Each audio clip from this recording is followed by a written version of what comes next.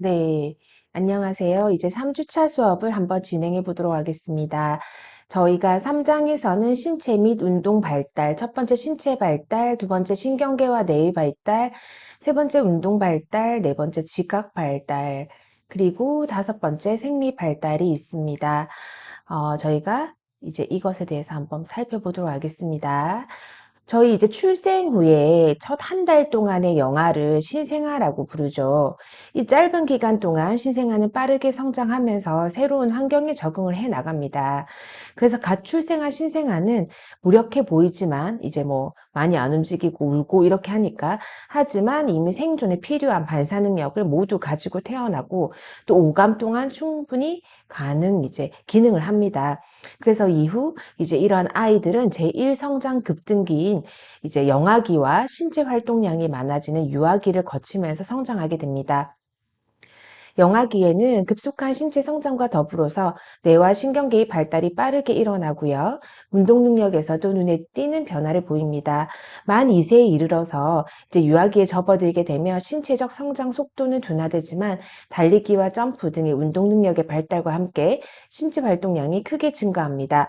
그래서 이 시기의 아이들은 잠시도 이제 가만히 있지 못하고 끊임없이 움직이면서 호기심도 많아져서 사고 위험이 높아집니다. 그래서 지금 저희가 이제 이런 발달에 대해서 한번 살펴보도록 하겠습니다. 처음에 이제 태어났을 때 신생아는 우리가 다른 어느 시기보다도 빠른 속도로 키가 크고 몸무게가 늘어납니다. 그래서 출생 시에 남아의 몸무게는 이제 보통 우리가 이제 평균 체중이 3.4고 뭐 신장은 50.1 정도 되고요. 여의 평균 체중은 3.3kg 정도 되고 킬로그램 정도 되고 이제 신장은 49.4 센티미터가 되겠습니다. 그래서 신생아가 끝날 무렵이 되면 체중은 1.6에서 1.7배로 늘어나면서 키는 약 7cm 정도 크게 됩니다. 네. 그리고 이제 영아기에 접어들면서 생후 2~3개월이 되면 네, 남아의 키는 60.9 정도 되고요. 몸무게는 6.5kg. 네, 여아의 키는 59.8cm, 몸무게는 6.1kg이 됩니다. 이후 매월 평균적으로 대략 0.5kg씩 몸무게가 늘어나고요. 2~3cm 정도씩 키가 자라서 생후 1년 즈음에는 출생 당시보다 몸무게는 약 3배, 그리고 키는 1.5배에 이제 이르게 됩니다. 그래서 만 2세가 되면 영아의 몸무게는 성인의 5분의 1 정도가 되고요. 성인 키의 대략 2분의 1 수준이 됩니다. 네, 만 2세경부터 취학 전까지의 유아는 일단 영아기보다는 신체적 성장 속도가 둔화되지만 꾸준히 성장하고 있고요. 2세부터 7세까지 신장은 매년 약 7cm, 체중은 대략 2kg 정도씩 증가하게 됩니다. 그래서 이러한 신체적인 성장은 영유아의 건강 상태를 보여주는 지표로서 소아청소년과 의사들은 신체 발육 표준치를 사용하여 영유아의 발달 정도를 확인하게 되겠습니다. 네, 이제 저희가 표를 한번 살펴보면 그러니까 저희 책에서 표 3-1에 아까 저희 지금 이 신체 발육에 대한 이제 부분 유전적인 요인과 환경적인 요인에 대해서 이제 나와 있습니다. 참고하시면 될 것 같습니다. 네, 우리가 유전적 요인이고 환경적 요인 이렇게 보면 이제 어떤 아이는 다른 아이보다 키가 더 크고 체중이 많이 나가죠. 근데 개인차에 영향을 미치는 요인들이 이제 유전적인 요인과 환경적인 요인이 있습니다. 유전적인 요인은 영유아의 신체 발달, 특히 키와 체형을 결정짓는 데 주요한 역할을 합니다. 일반적으로 이제 키가 큰 부모의 자녀는 키가 크고요. 키가 작은 부모의 자녀는 키가 작습니다. 이 외에도 골격 구조, 근력, 감각기관의 예민도 등의 유전의 영향을 받습니다. 그리고 한편 체중은 키와 체형에 비해서 유전의 영향을 적게 받습니다. 그리고 이번에 양육 환경 또한 영유아의 성장에 영향을 미칩니다. 신체 발달에 영향을 미치는 환경 요인에는 영양과 수면 등이 있고요. 신체 발육을 돕기 위해서는 영유아가 영양소를 골고루 섭취할 수 있도록 해야 되겠습니다. 영유아기에 적절한 영양을 섭취하지 못하면 키가 충분히 자라지 못하고요.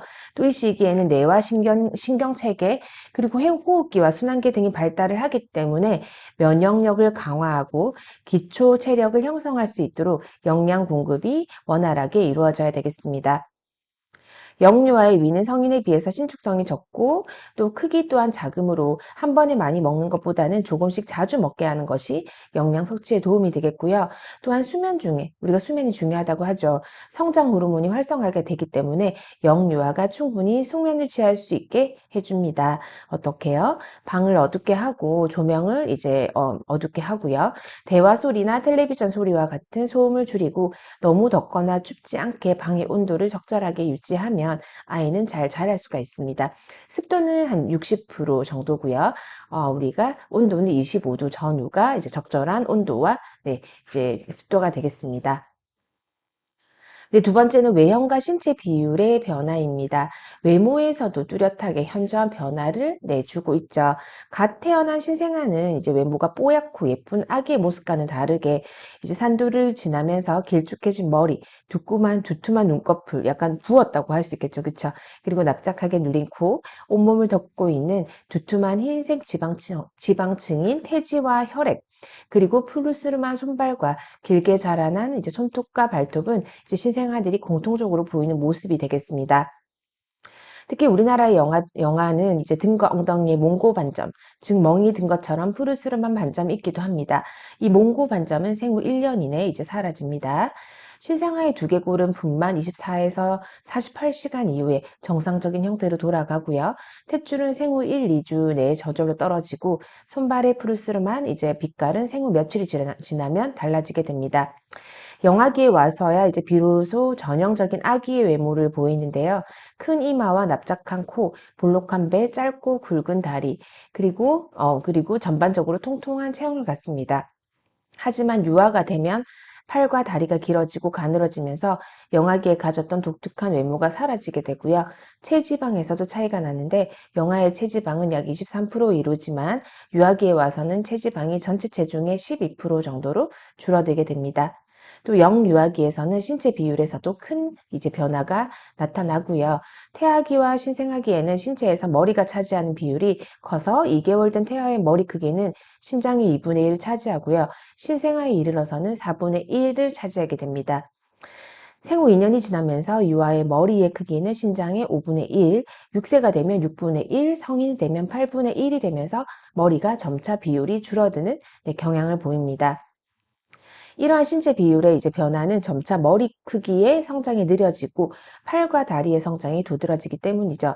그래서 비록 머리 크기는 신체 비율로 볼 때 여전히 큰 편이지만 점차 성인과 같은 비율로 발전하게 되고요.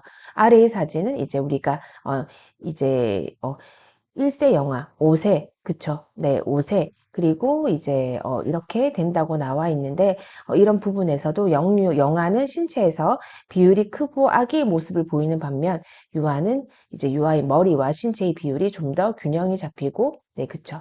아기의 외모에서 벗어난 외모를 보입니다.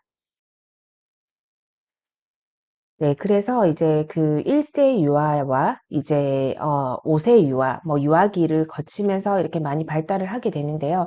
여기서도 지금 이 사진은 처음 신생아, 그쵸? 여기에서는 영아기, 그리고 유아기, 이렇게 볼 수가 있겠습니다.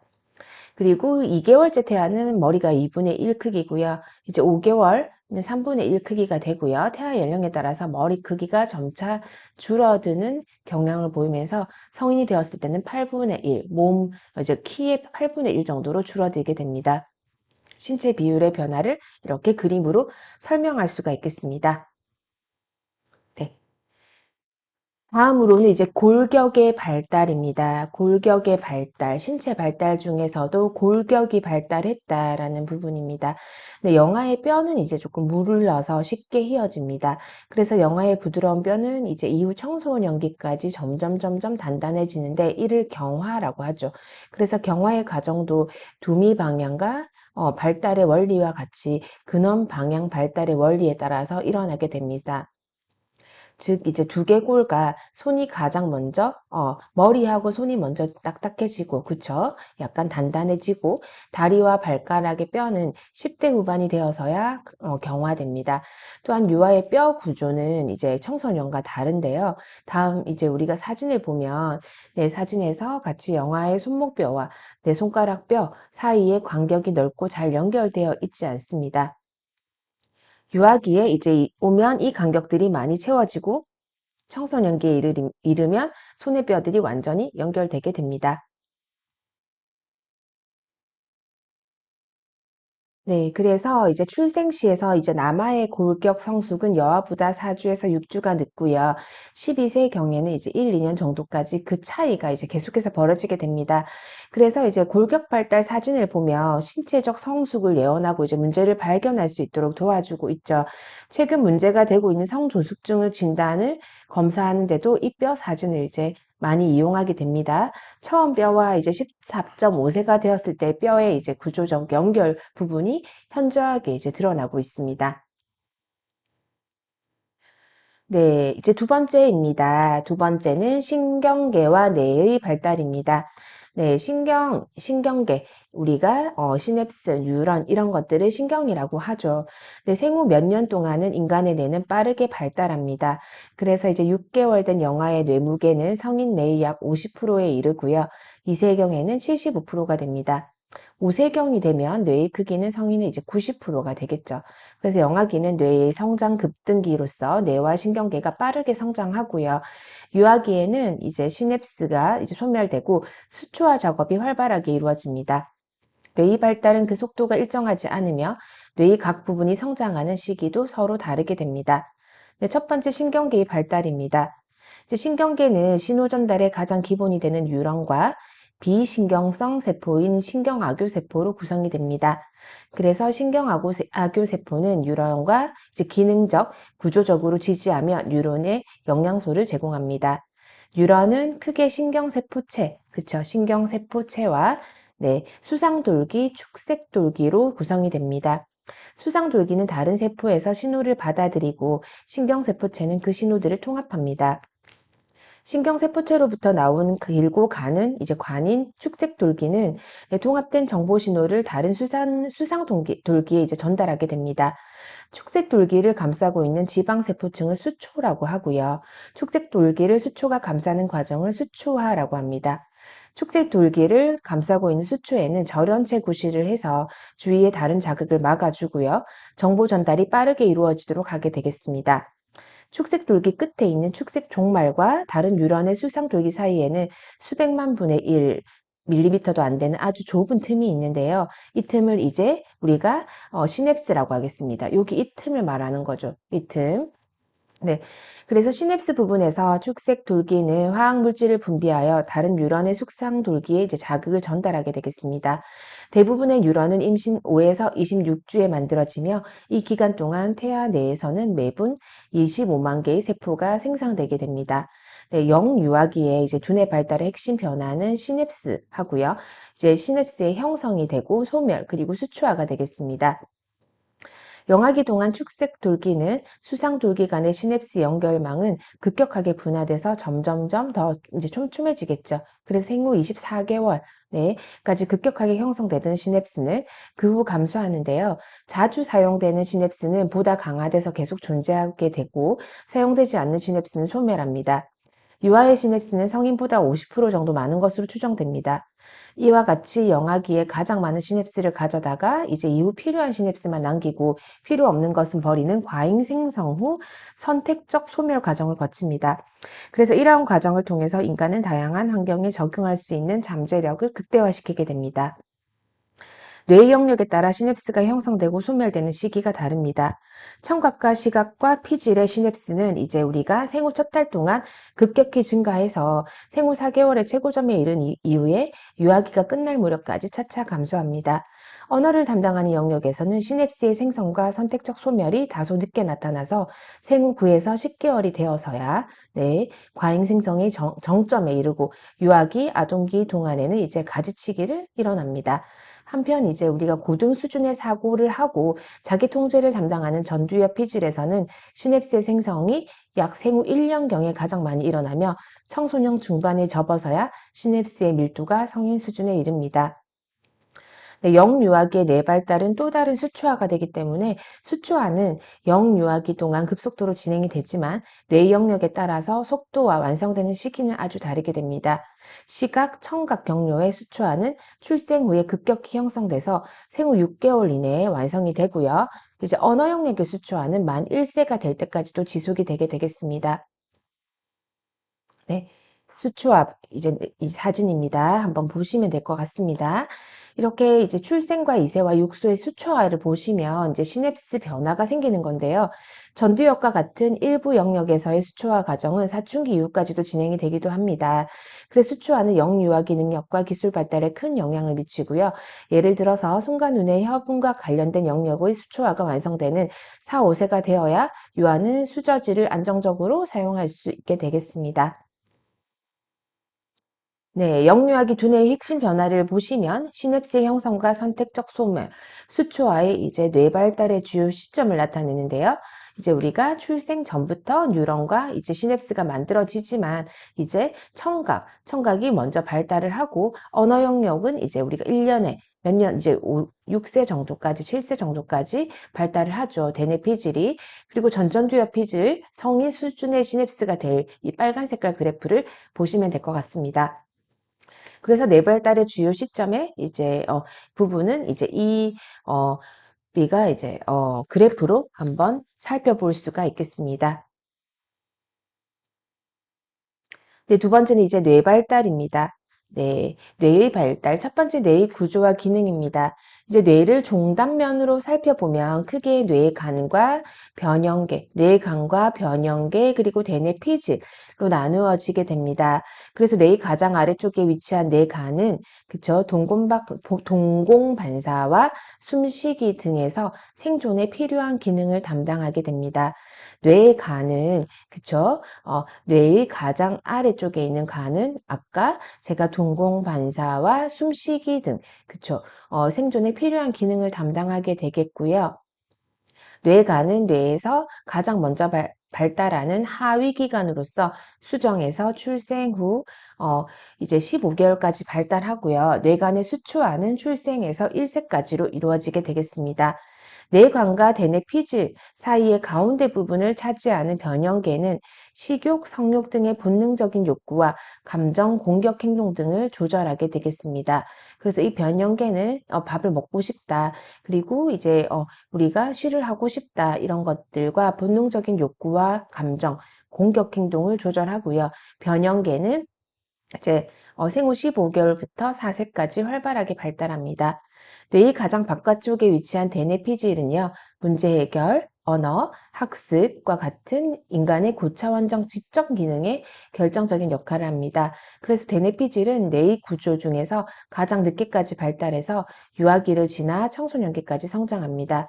대뇌피질의 수초화는 청소년기 후기까지 진행이 되고요.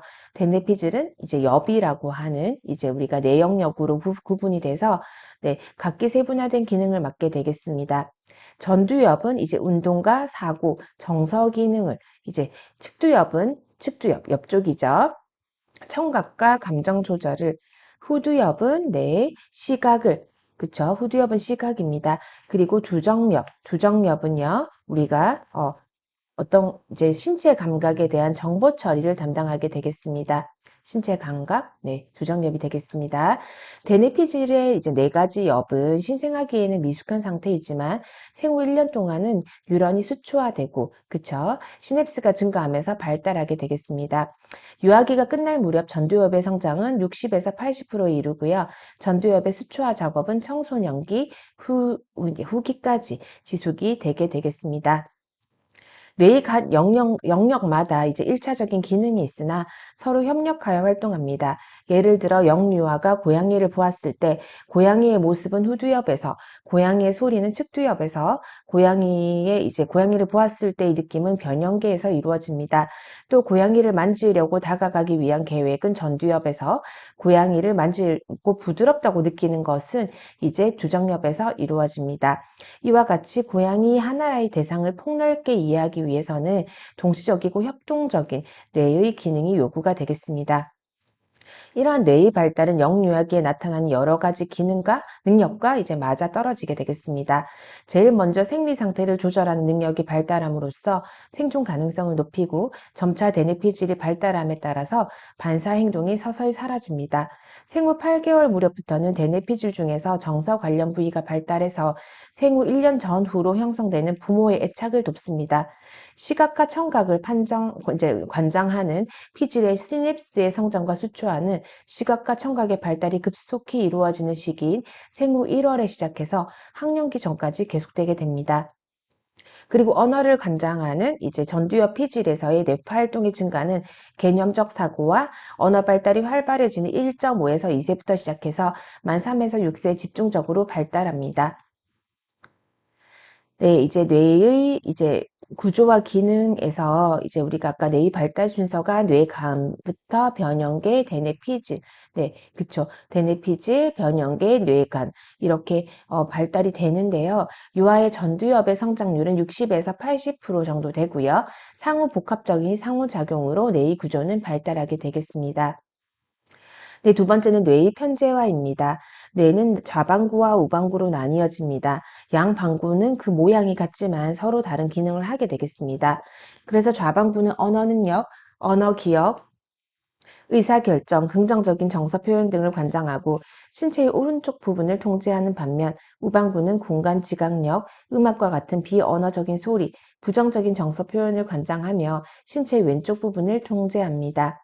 이와 같이 특정 이제 정신 기능이 이제 양 방구 중에서 어느 한쪽에 치우쳐 있는 경향성을 이제 뇌의 편재화라고 하게 되겠습니다. 그렇지만 이제 우리가 뇌가 기능이 분화되었다고 해서 좌방구와 우방구가 서로 완전히 독립된 것은 아닙니다. 예를 들어서 좌방구가 말하기와 문법 등 언어 관련 기능이 대부분을 담당하나 맥락에 맞는 언어의 사용이나 은유 등은 우방구가 맡습니다. 이는 좌방구만이 언어를 관장하는 것이 아니라는 것을 보여주고요. 네, 양방구의 상호작용이 이제 가능한 것은 대뇌 피질에 이제 대뇌 방구 사이에 위치한 뇌랑 왔다 갔다 하는 다리죠. 뇌량이란 다리가 있습니다.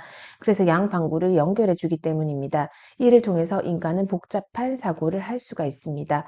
그리고 이제 자뇌와 우뇌는 동일하게 발달하지는 않습니다. 네, 그쵸. 그래서 이제 자네가 이세경에 빠르게 발달하는 반면 운해는 4, 5세경에 이르러서야 빠르게 발달합니다. 그리고 5세가 되어서야 두 방구 간의 연결이 완전해져서 신체의 좌우 기능을 더 잘 협응하게 됩니다. 그래서 우리가 뇌의 편재화라고 했을 때는 이제 오른쪽, 이제 우리 한국인은 오른손잡이가 많으니까 좌뇌를 많이 쓰고요. 왼손잡이 같은 경우에는 우뇌를 많이 쓰고, 이제 왼손잡이 같은 경우에는 이제 글쓰기부터 모든 것이 왼쪽에 편재해 있다 보면 이제 우뇌가 더 발달하는 그런 뇌의 편재화 현상이 있을 수가 있습니다. 그리고 제가 지난번에도 이제 계속해서 말씀드리는데요. 운해에서 이제 들어서 뇌량을 통해서 좌뇌에서 생각을 하게 되면 이제 우리가 오른쪽에서 이제 오른쪽 귀로 듣는 것들이 더 빨리 이제 우리의 뇌로 전달된다는 걸 알 수가 있겠습니다. 그래서 이러한 뇌량을 통해서 좌뇌 우뇌가 협응을 해서 더 빨리 발달할 수 있다는 것을 알 수 있습니다. 그리고 자네가 이제 우뇌보다 더 빠르게 발달한다고 네, 이야기를 하고 있습니다. 네. 네, 뇌의 가소성과 초기 경험입니다. 첫 번째 회복 가소성입니다. 두 번째 적응 가소성입니다. 이런 것들이 있는데요. 저희가 이제 뇌의 가소성에 대해서 한번 살펴보도록 하겠습니다. 인간의 뇌는 이제 가소성을 가지고요. 환경에 의해서 변화할 수 있는 유연성이 있으며 성인기에 비해서 영아기의 뇌 가소성은 크다고 할 수가 있겠습니다. 뇌 가소성에는 회복 가소성이 있고요. 적응 가소성이 있습니다. 회복 가소성은 뇌 손상 후에 이제 뇌가 자체적인 변화와 적응을 통해서 잃어버린 기능을 어느 정도 회복하는 것입니다.